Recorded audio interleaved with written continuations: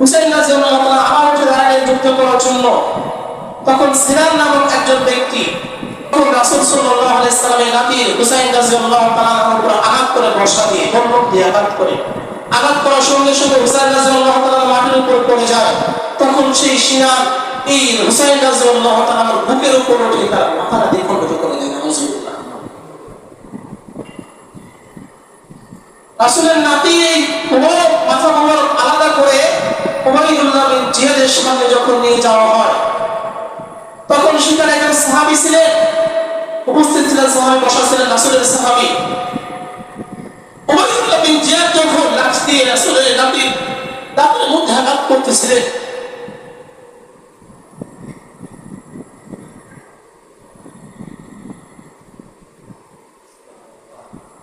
আর চেহারার মধ্যে আঘাত করতেছিলেন, তখন সেই সাহাবী বললেন, জানো এই মুখে রাসূল কতবার ছোঁয়া দিয়েছে?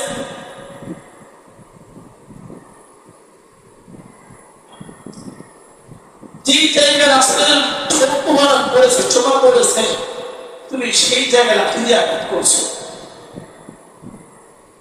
অথচ রাসূল বলেছেন হাসান ও হুসাইন রাদিয়াল্লাহু তাআলা আনহু হলে জান্নাতের যুবকদের সর্দার। তোমরা যদি জান্নাতে যেতে চাও এই যুবকদের মাধ্যমেই যেতে হবে, আর তুমি এই চেহারার মধ্যে আঘাত করছো। তখন উবাইদুল্লাহ বিন জিয়াদ বলেছিলেন, এই চেহারা দেখে অনেক সুন্দর। তখন সেই সাহাবী বলেছিলেন, হুসাইন রাদিয়াল্লাহু তাআলা ওর চেহারা রাসূলের চেহারার সঙ্গে সবচেয়ে বেশি মিলে যায়। আমরা হাদিসের কিতাব পড়েছি,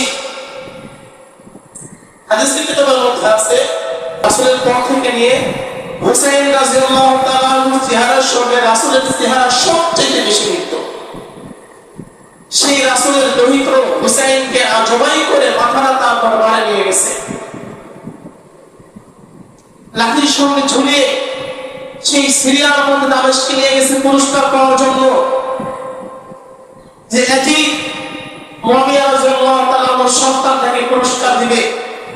এজিদের সামনে যখন রাসূলের দৌহিত্রের সঙ্গে হুসাইনের মাথা রাখা হয়, এজিদ সঙ্গে সঙ্গে চিৎকার দিয়ে উঠছিল, তোমরা কি করেছো? আমি তো তোমাদেরকে হুসাইনকে হত্যা করার আদেশ করি নাই, আমি তো তাকে তার মাথাটা দ্বিখণ্ডিত করার আদেশ করি নাই। আমি যদি তোমাদের স্থানে থাকতাম আমি কখনোই হুসাইনকে আঘাত করতাম না, তাকে আমি জবাই করতাম না। আমল সে জিंदगी बनती है जन्नत में जहन्नम।